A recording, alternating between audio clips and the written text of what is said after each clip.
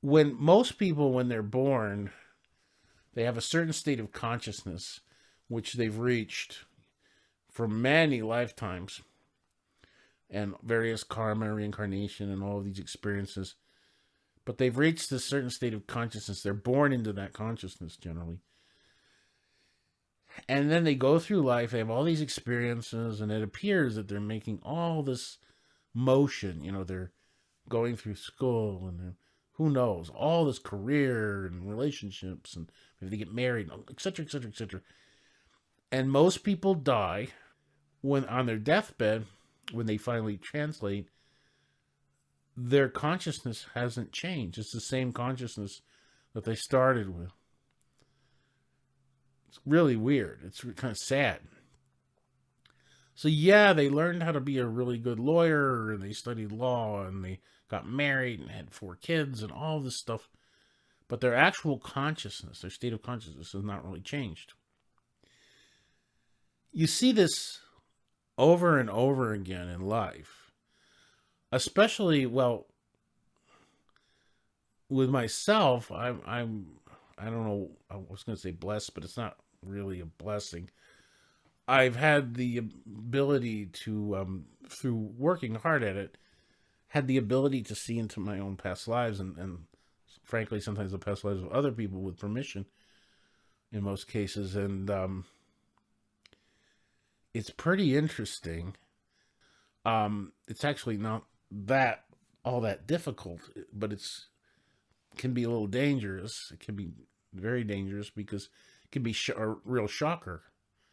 It can throw you out of balance because you're going to find, if you're like most people, you've had a lot of lives, and some of them have been really, really traumatic. You know how people get traumatized if they're in a war, or if they've been physically assaulted, or all kinds of trauma that creates engrams, these packets of energy that can be really unpleasant to deal with. So you have to be careful with past life recall, because there's a lot more than you think. But you start to see these patterns, and you start to see that people go through these various cycles. And for example, these so-called star seed people, a lot of them obviously have had lifetimes on more technologically advanced planets where there's more DNA, the brains are more advanced. There's so many different interplanetary cultures in the past cultures, present cultures. And so they just want to go back to that planet. They consider that their home planet. And as if that's their home, that's where they'll be happy there. And it's really a karmic thing, because they remember a time when they were more, no wars, no hunger, stuff like that. There are planets that are like that, or have been like that, where things are, I guess you could say, just more pleasant, easier. But I always give the analogy of even on Earth. I mean, even the Earth, just this little ball, this big ball with lots of water on it. You can go to the worst war-torn country where everybody's running around with AK-47 and shooting at each other and killing each other, and starvation, and what they call a hellhole, I guess. And then you get on a helicopter and you fly to an airport, and you go to Hawaii into a 4-star hotel with room service, and go to restaurants and lie on the beach in hammocks. And I mean, the difference would be quite dramatic. Well, that's just the Earth. That's a very simple, primitive example. When you start getting into these higher planes, the differences are much, not even comparable. So it's a jungle out there. It's very easy to be fooled by illusion into thinking that you've made it, that you finally made it. This is it. I've reached the ultimate state of consciousness, and I can just stay here for eternity. But there's some people that will settle for some pretty, limited things because that's where their consciousness is at that moment in their lives. And they will settle for, going to another planet in a future life and living there with more DNA, or they'll settle for, going from poverty to being wealthy, or some people settle for almost anything. They'll settle for cable TV. So we obviously have a physical body.